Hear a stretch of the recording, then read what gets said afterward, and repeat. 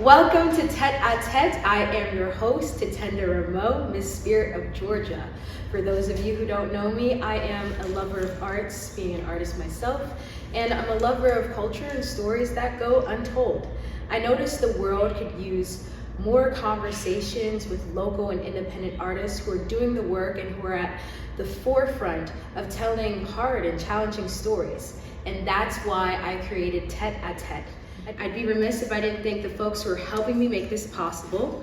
My mom, who is behind the cameras, my cousin, Alexandra Young, for helping us with the mics today, and last but not least, the Miss Georgia Scholarship Competition for giving me this platform and allowing me to shine a light on all Georgia has to offer as I make my way to the Georgia stage. So, without further ado, let me introduce you to our first two guests, Wallace Demarria and Amanda Niqole. Together, these two are the co-founders of Outside Studios. Amanda is a talented creative producer with over 15 years of experience in television, media, and the production industry. She's also an actor, director, writer who has worked on films such as Hanging in There, Clout, and most recently made her directorial debut for the film Till Death Do Us Part, which has received great critical acclaim. And Wallace is an entertainment multi-hyphenate, though he made his start in acting, even beating out 5,000 other actors in a drama competition. He is also a writer, director, and producer. His work has garnered him multiple NAACP theater awards, and most notably, he won Best Playwright. Did I mention they're a power couple? So let's start there. How did this partnership start? Were you colleagues first? Were you partners first? And yeah, let's start there. I love this one. Jump right into it. Okay. Okay, yeah. So we were introduced. Hey, she's a great producer and writer, and he's a great, this. And so we just started, talking, and when I'm instantly, I'm like, yeah, she knows her stuff. She knows her stuff, because I had been building this thing in Los Angeles, and she was in New York. But our first phone call, I was like, oh yeah, okay. So we're working and meeting every week via Zoom, talking about plans of what we want to do. We actually formed this company. And of course, I would wait until after we formed the company to risk it all, right? So I had never done that. I had never dated an actress when I was on set, nothing. But I was not into it, interested in it. No. And so no. I called her one day and I was like, hey, I need to talk to you about something. And I was like, listen, I have never done this. And I may be risking the company, and I'm even willing to step down from the company, but I want to get to know you beyond just work. I think you're absolutely beautiful. I think it's just, inside, outside, your spirit, everything. I don't know. I've never done this, but I kind of had this feeling like if I didn't do it, I was gonna regret never saying something. Even if she didn't agree, didn't feel the same way, at least I said it. And I did not get the response that I thought I was going to get. You didn't say yes? Listen, first of all, I am not an easy person to just be like, okay. But but at the same time, it was the same. I don't think it's a great idea to date people that you're working with initially, but after meeting him and getting to know him and all of these things, we shared so many of the same ideals and beliefs and everything, and it would be ridiculous to not. I felt like I would have missed out on the biggest opportunity of happiness in my life. How has that developed in your working process then? Knowing that, so you form outside studios, Mm-hmm. and then the relationship kind of develops. Do you feel like it positively affected your work, negatively? Absolutely. Definitely. Absolutely. We bring out the best in each other. Yes. So let's go a little before I assume y'all met each other, which is when you first entered the working world, the creative working world. What path did you expect your career to take back then? And has it met those expectations? I'll start. Yes, please. So when I was in college, I was going to be a video editor. That's what I was gonna do. I got a job right after I graduated. I moved to New York. I started off in that, and very quickly, I'll say within the first couple of years, I realized that was not going to be a thing. I cannot edit for anybody but myself and for my own creative endeavors. Can't do it. And not because I am unable to do it. I'm very talented. Like I'll tune my editing horn all day, but it's so personal to me that if I spent 12 hours on something and someone's like, I don't like your edit, I'll be upset. I can't do it. I can't do it. Like, what do you mean? And I'm like, I know that about myself, so fine. And I went over into the producing world, and I stayed in the producing world, post-production, for the longest time, and that's where I thought I was going to stay. But funny enough, I found this interview of my senior year of college, and my young self said, editors will make great directors because they see all the shots, they know what they need, and they always know sort of where they can fill in the gaps. And if you're an editor, you can direct because you already have these things in mind. Said that when I was in college. Had no idea that I would have moved to becoming a director now.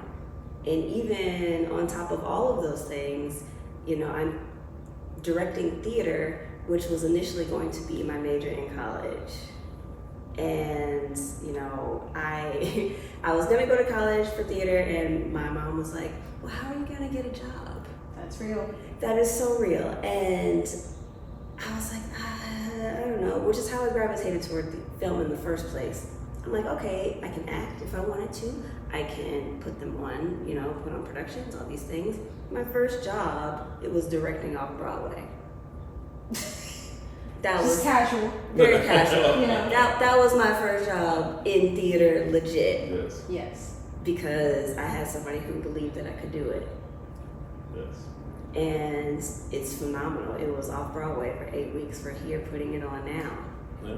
It's exploding everywhere. Yes. So, thanks, Mom. Thanks, Mom. For the encouragement. I definitely want to get to colorblind, but before we do, I want to hear about your answer to that question.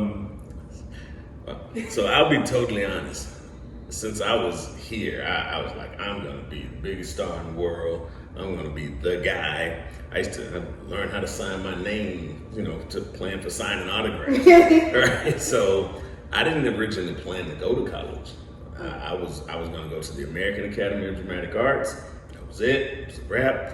I had to sacrifice football. Like I played football, basketball out of school, but I had to leave football because the drama tournament fell on the same day. Like this was really what I was going to do.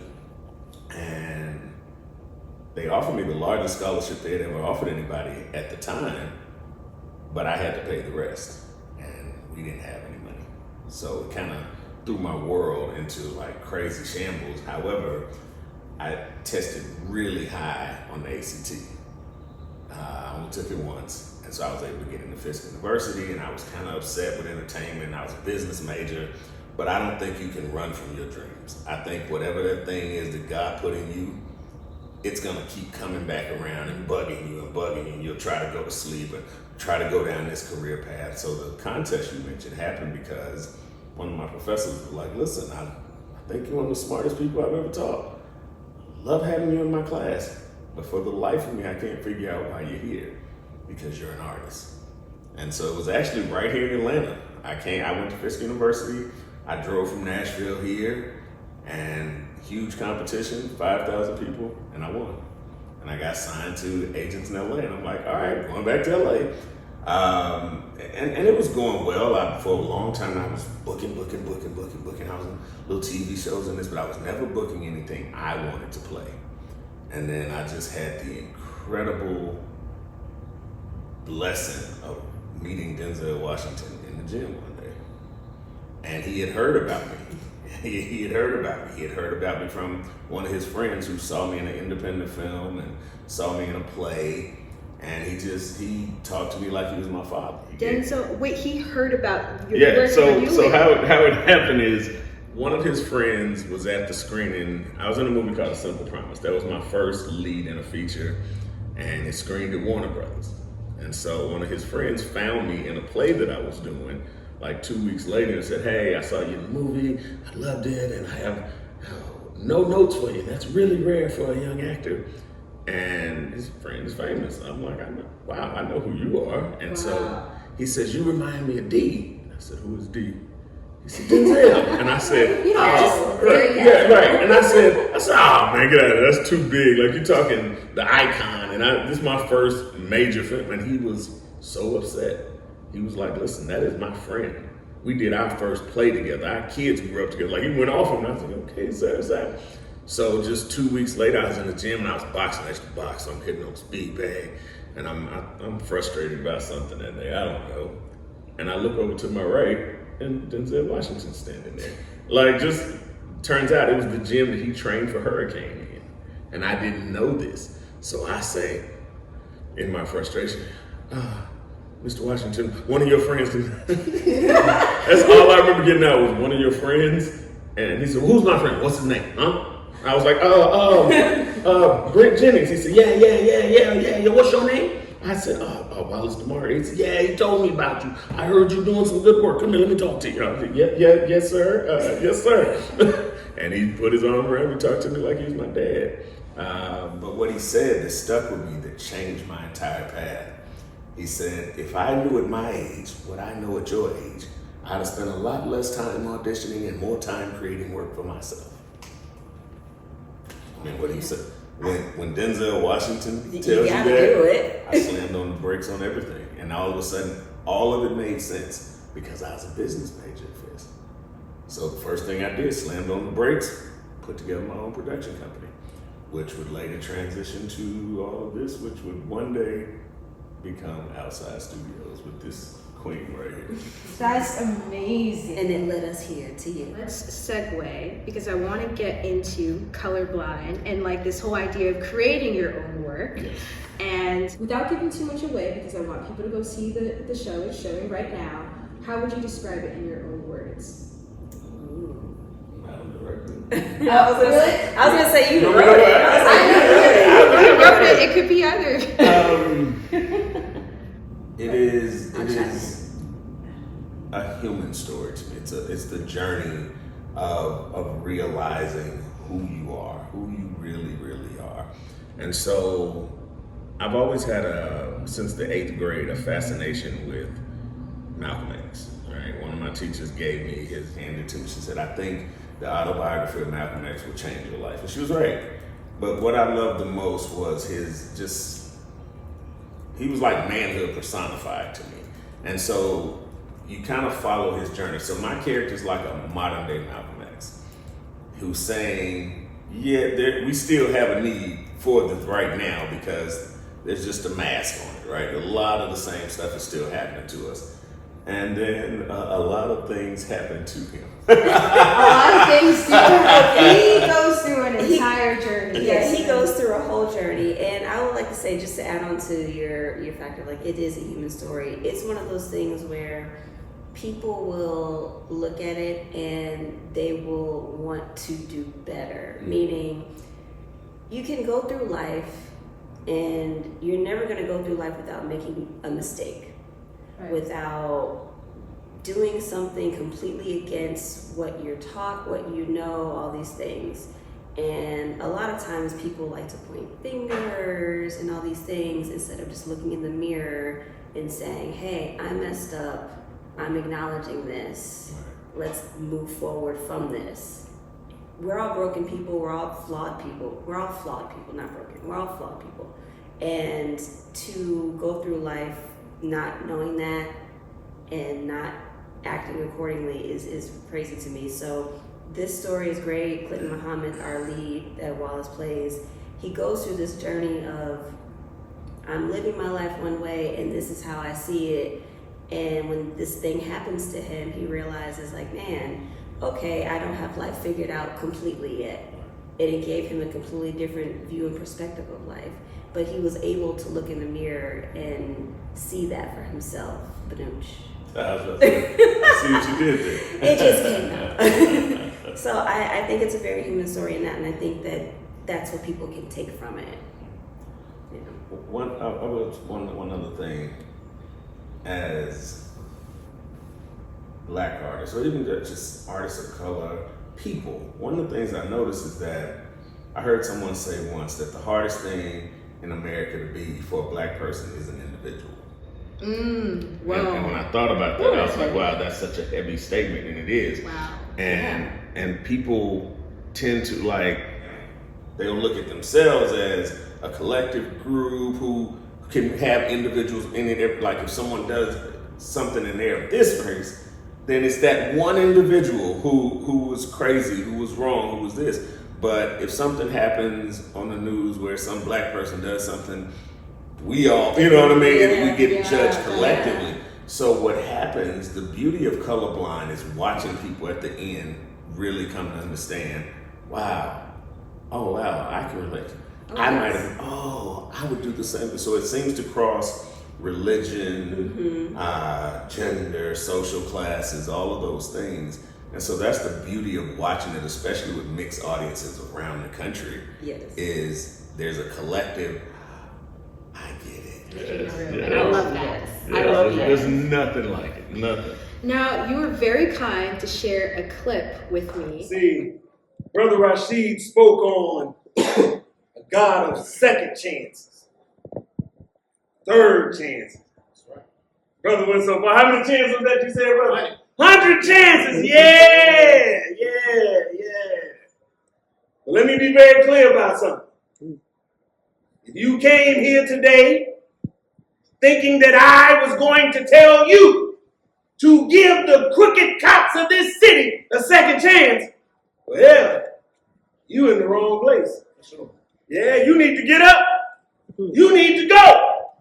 Because not us. Not here. And not today. No. I was like, I had to cut it off there because things get crazy after that. So you go through this journey, and then you're working on this. You go home. Do you sense a difference in him as Wallace, depending on where he is in the show? Okay. This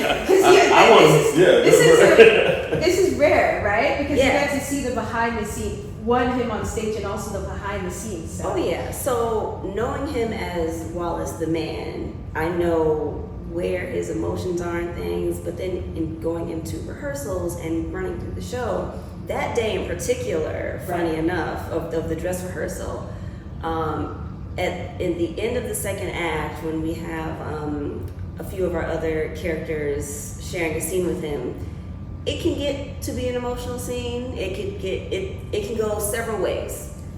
That day, for whatever reason, everybody was emotional. I had never seen him as emotional on this dress rehearsal as playing Clinton any other time. So my initial concern was, number one, wow, this scene was really great. The second one was, are you okay?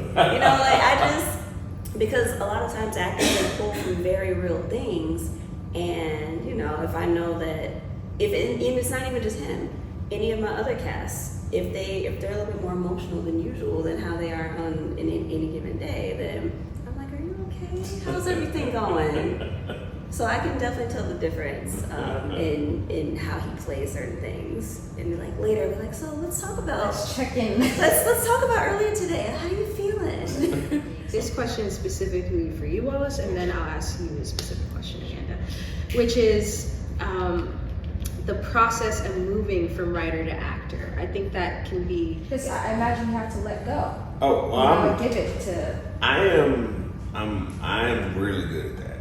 once it's done, so for me, they're not precious to me. They're not in, don't change this, don't.